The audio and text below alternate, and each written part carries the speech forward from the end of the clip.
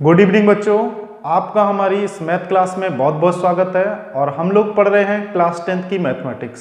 और class 10th की mathematics में आज हम लोग पढ़ेंगे एक्सरसाइज 12.3 के क्वेश्चंस को।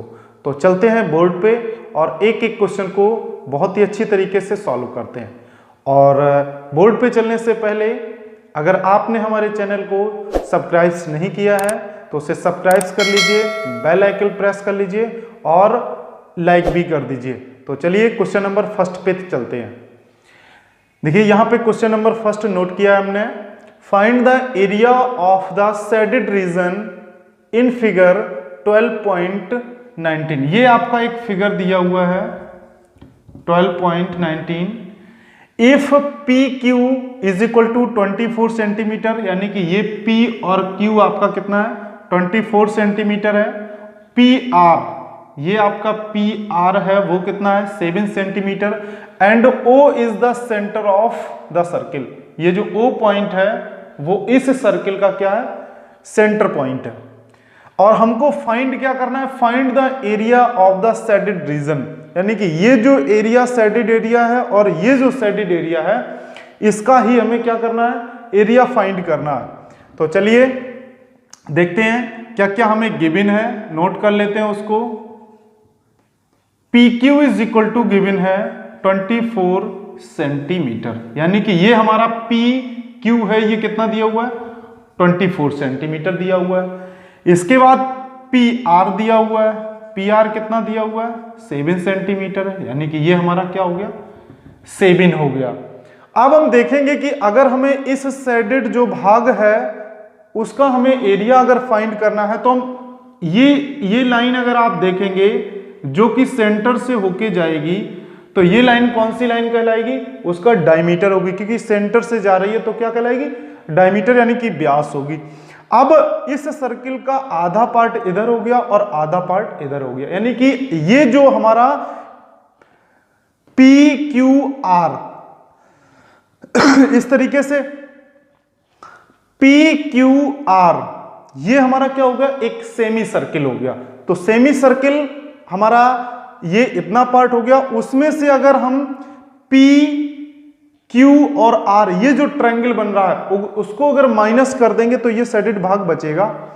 तो अब हम देखते हैं कि जो भी शेडेड भाग है हमारा वो इस सेमी सर्किल में आ रहा है और सेमी सर्किल में जो भी एंगल क्रिएट होगा वो कितने का हो जाएगा 90 डिग्री का हो गया। अब अगर ये 90 डिग्री का हो गया, यहां पे टू साइड में पता है एक 7 है 24, तो हम आर क्यू को फाइंड करेंगे और वो क्या हो जाएगी उस सर्किल का डायमीटर भी हो जाएगा। तो using Pythagoras theorem, using Pythagoras theorem क्या करते हैं पाइथागोरस थ्योरम का यूज करते हैं। तो क्या हो जाएगा R Q square is equal to R P square plus P Q square. तो यहां पे आरपी कितना है 7, तो 7 7 49, पी क्यू कितना है 24, तो 24 का स्क्वायर हो गया। तो यहां से आर क्यू स्क्वायर। अब हम इसे सॉल्व करेंगे तो क्या होगा 49 हो गया, और 24 का मल्टीप्लाई 24 से करेंगे तो कितना आएगा 4 चौको 16, 1 4 दूनी 8, 1 9, 2 चौको 8 और 2 दूनी 4, तो कितना आएगा 6 7 5, यानी कि 5 7 6, और इसे जब ऐड करेंगे इसके साथ तो कितना आएगा 5 और ये 2 6 2 5, यानी कि R Q is equal to आएगा √625। इसे सॉल्व करेंगे तो कितना आएगा 25 सेंटीमीटर। यानी कि अब हमारा इस क्वेश्चन में आर क्यू जो डायमीटर है वो कितना आ गया 25 सेंटीमीटर। तो यहां लिखेंगे डायमीटर जो आया है वो कितना आ गया 25 सेंटीमीटर। अब जब 25 सेंटीमीटर डायमीटर व्यास हो गया तो रेडियस क्या होती है आधी होती है, तो क्या हो जाएगा 25/2 सेंटीमीटर। अब चलते हैं इस सेमी सर्किल पे। तो सेमी सर्किल पूरे का कितना एरिया होता है पाई आर स्क्वायर, और उसको आधा कर देंगे तो सेमी सर्किल का हो जाएगा। तो अब देखते हैं यहां पे एरिया ऑफ शेडेड रीजन। तो क्या करते हैं, semicircle pi R square upon 2 minus.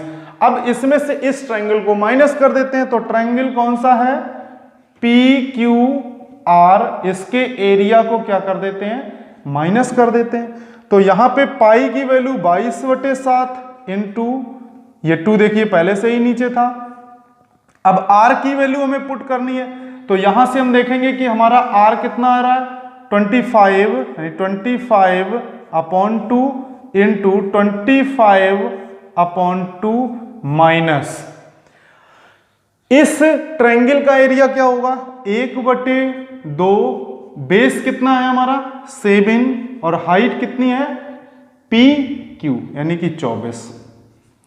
तो इसे सॉल्व कर लेते हैं। देखिए सॉल्व करते हैं, 2 से करेंगे तो कितना होगा 11 हो जाएगा। तो इसे लिखेंगे 11 इंटू 6 2 5/7 चौक 28 माइनस 2 से करेंगे तो 12 सते कितना हो गया 84 हो गया। 625 का 11 के साथ मल्टीप्लाइड करेंगे तो आएगा 6875/28 और इस 28 का 84 के साथ मल्टीप्लाई करेंगे तो आएगा 2352 और इसको जब माइनस करेंगे तो 3254/28 सेंटीमीटर। तो ये जो हमारा area of the shaded reason जो है, ये वाला एरिया और ये वाला एरिया, उसका जो टोटल एरिया कितना होगा 4523/28 वर्ग सेंटीमीटर। इसे आप नोट कर लीजिए, इंपॉर्टेंट क्वेश्चन है और ये पहला क्वेश्चन था। अब चलते हैं सेकंड क्वेश्चन की तरफ।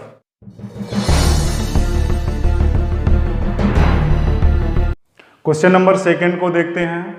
क्वेश्चन नंबर सेकंड है, find the area of the shaded region in figure if radius of the two concentric circles with center O are 7 cm and 14 cm respectively and angle AOC is 40 degree.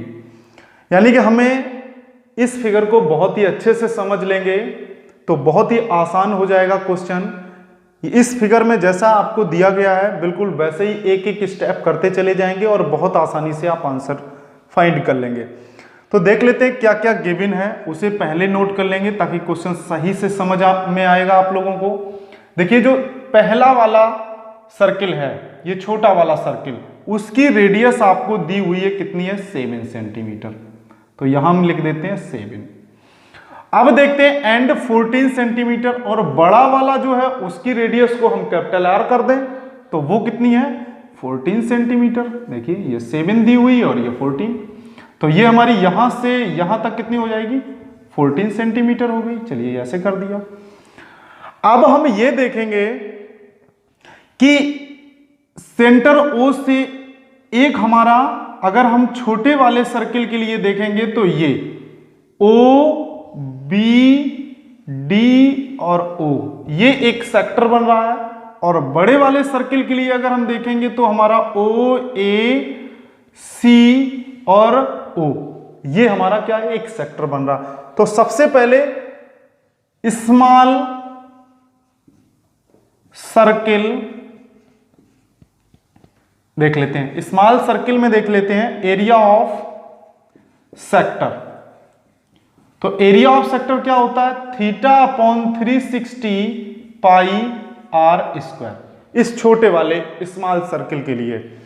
तो इसे solve करेंगे तो angle कितना दिया हुआ 40/360 into pi की value 22/7 और are कितना है इसके लिए 7 इंटू 7। तो एक 7 से एक 7 कैंसिल हो गया, 0 से 0 4 निमा 36। तो यहां आएगा 22 × 7/9 और इसको क्या लिख सकते हैं, यहां देखिए इसके आगे लिख दें 7 दूनी 14 की 4 7 दूनी 14 1 15 154/9 सेंटीमीटर स्क्वायर। यानी कि ये वाला जो एरिया स्मॉल सर्किट के लिए जो सेक्टर बनेगा उसका एरिया 154/9 सेंटीमीटर स्क्वायर। अब क्या करते हैं, बड़े वाला जो सर्किल है उसका सेक्टर फाइंड करके उसमें से ये वाला माइनस कर देंगे तो इस साइडेड एरिया का बच जाएगा हमारा। तो चलिए उसे यहां देख लेते हैं। Area of shaded region, area of shaded region को फाइंड करते हैं। तो क्या होगा, पूरा वाला जो बड़ा वाला सर्किल है उसका सेक्टर, तो θ/360 पाई r square minus capital R हो जाएगा यहां क्योंकि बड़ा वाला ले रहे हैं, और उसमें से ये जो स्मॉल सर्किल था उसके सेक्टर को माइनस कर देते हैं 154/9। तो चलिए थीटा की वैल्यू कितनी है 40/360 इंटू पाई की वैल्यू 22/7 और कैपिटल R की वैल्यू आपकी है 14, तो लिखेंगे 14 इंटू 14 और माइनस 154/9। तो 7 दूनी 14, 0 से 0, 4 निमा 36, तो यहां पे आपका आएगा 22 इंटू 28, 14 दूनी 28/9 माइनस 154/9। 28 का 22 में मल्टीप्लाई कर लेते हैं तो 28 दूनी 56 और 28 दूनी 56, 6 616, तो 616 माइनस 154/9। और जब इसको माइनस करेंगे तो कितना बचेगा 2, यहां से माइनस हुआ तो 6 और यहां से माइनस हुआ तो 4/9। ये 3 से डिवाइड है, 3 × 3, 3 एकम 3, 53 15 और 3 चौको 12, 3 त्रिका 9। तो यहां से जो फाइनली आंसर आएगा वो कितना आ जाएगा, is equal to 154/3 centimetre square. यानी कि ये जो शेडेड एरिया बचेगा उसका एरिया कितना आएगा 154/3 सेंटीमीटर स्क्वायर। बहुत ही अच्छा क्वेश्चन है। और अगर इसी प्रकार से एक सर्किल और अगर नेक्स्ट क्वेश्चन में या किसी क्वेश्चन में दिया जाए तो उसको भी हम इसी तरीके से फाइंड करेंगे। अगर आपने हमारा चैनल सब्सक्राइब नहीं किया है तो उसे प्लीज सब्सक्राइब कर दें, लाइक कर लें, शेयर करें। और अगर किसी क्वेश्चन में डाउट होता है या कोई भी क्वेश्चन अगर आपको नहीं आता है तो आप कमेंट बॉक्स में जाके आप हमें वो क्वेश्चन पूछ सकते हैं और उसका हम सलूशन आपको या कमेंट बॉक्स में या फिर हम नेक्स्ट वीडियो में आपको निश्चित तौर पे दे देंगे। तब धन्यवाद।